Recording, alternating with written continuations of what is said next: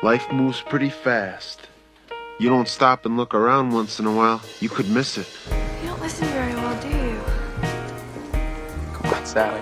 You're embarrassing me in front of my friend. Can I offer you some advice, my friend? Life is what happens when you're busy making other plans. Let's clean the slate right now. Fresh start. Keep him away from some of the bad influences here that... Just get a fresh start. All right. Fresh start. You only get one chance. Don't f it up. But also, you have to love yourself enough to walk away. I think to love yourself, you have to learn how to love other people. Babe, you've got to learn to love yourself. Come on.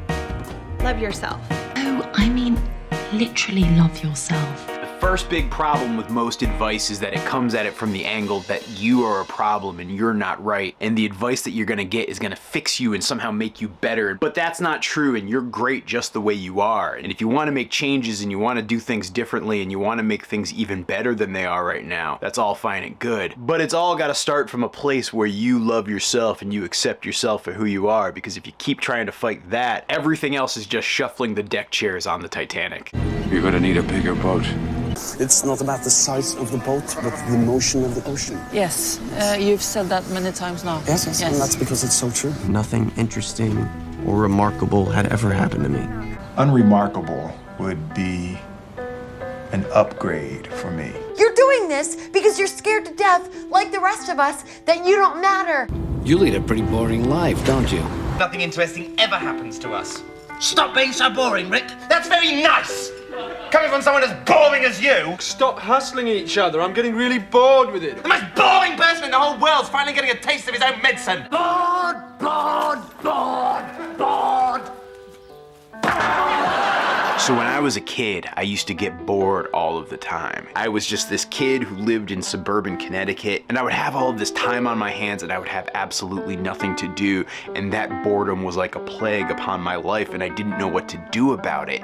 And so what I started doing was I started doodling and drawing little pictures in my notebooks, and then eventually I would take some of those pictures and some of those ideas and then I would like turn them into comic strips, and then I would take those comic strips and I would like photocopy them, and then I'd like send those photocopies out to other people and mail those out and like connect with people, and people would read my comics and I would read their comics, and like we would like talk and like write letters to each other, and then sometimes we would even like go on like AOL Instant Messenger and like IM back and forth and do like that sort of thing. And that's when I started to truly realize and appreciate the magic of boredom, because boredom was forcing me to go do things. Boredom was forcing me to go and create and go do something and be something and meet people and make my life just a little bit less boring. And that was the benefit of boring. Boring is beautiful. But once I got into my 20s, I noticed something started to change and shift, and it started when I just first got my first cell phone when I was 22, but then when the iPhone came out and you could actually have the internet in your pocket, it was kind of incredible. And then by the time I got into my 30s, what I noticed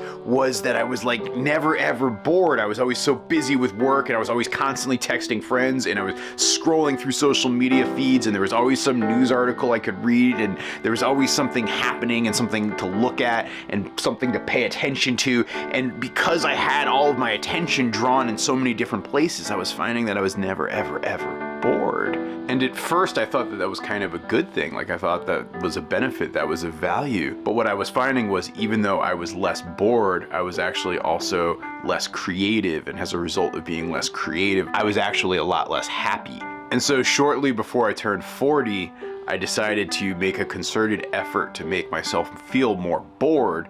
And in feeling more bored, I was actually starting to do some of those things that I used to do with being creative. And so if I was waiting in line at the grocery store, rather than take out my phone and start scrolling, I would just stop and sit and listen to my thoughts. Although I still fill a lot of my time with podcasts and audiobooks when I'm doing work around the farm that I live on, I will also never ever ever listen to anything other than the sounds of my farm when I'm doing the first morning chores of the day, because it just gives me this chance to let my brain stop and sit and think and cogitate and create and just be a little bit bored. And that boredom experience has this ripple effect on my life that I think makes things just a little bit better.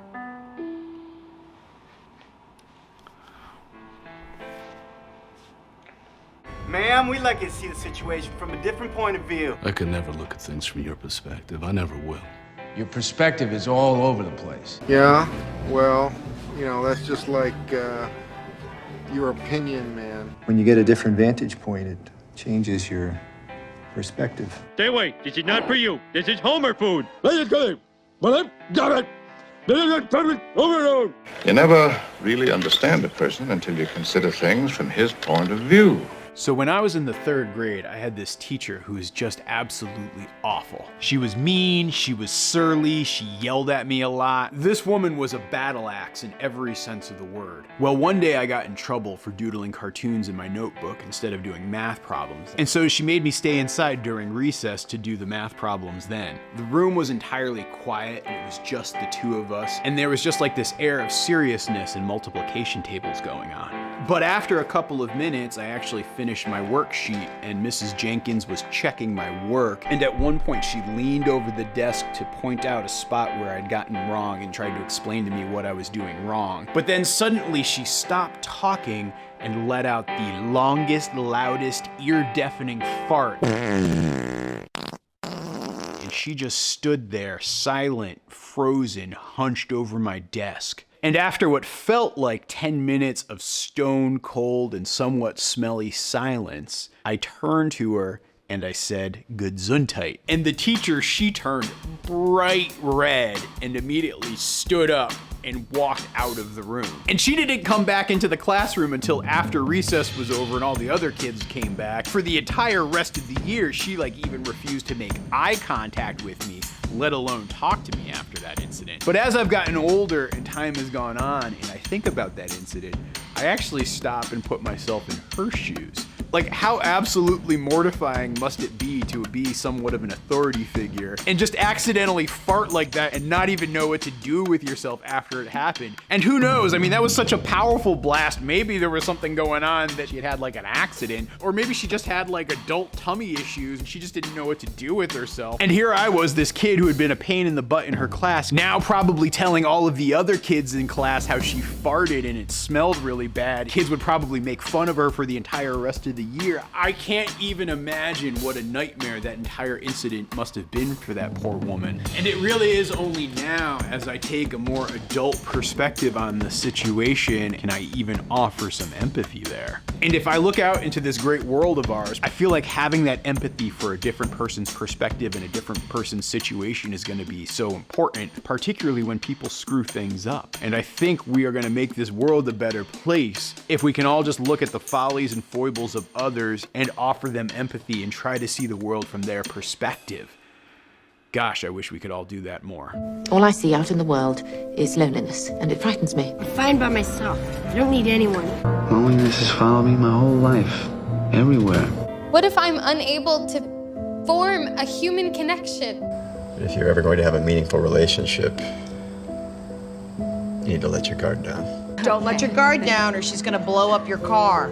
They blew up my car! They blew up my car! Face it, you need me, brother. I don't need anyone. And please don't call me brother. Could it be that you need someone just as much as Jonah does? I feel so alone. Sometimes I'm alone.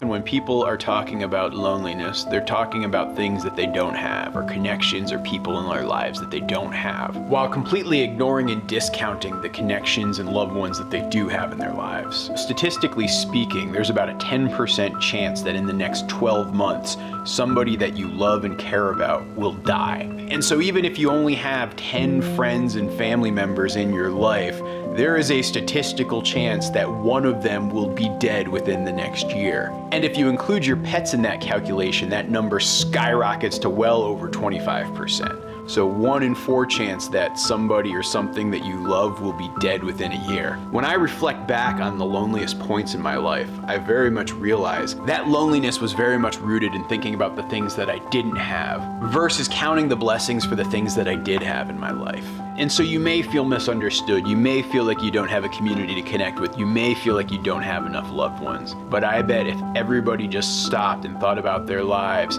there are at least a handful of folks or creatures in their lives that mean something to them. And if you genuinely do want to work on expanding your circle and connecting with more people and creating more relationships and more connections, then the true cure to that type of loneliness comes in vulnerability, by letting your guard down, opening up, and connecting with others.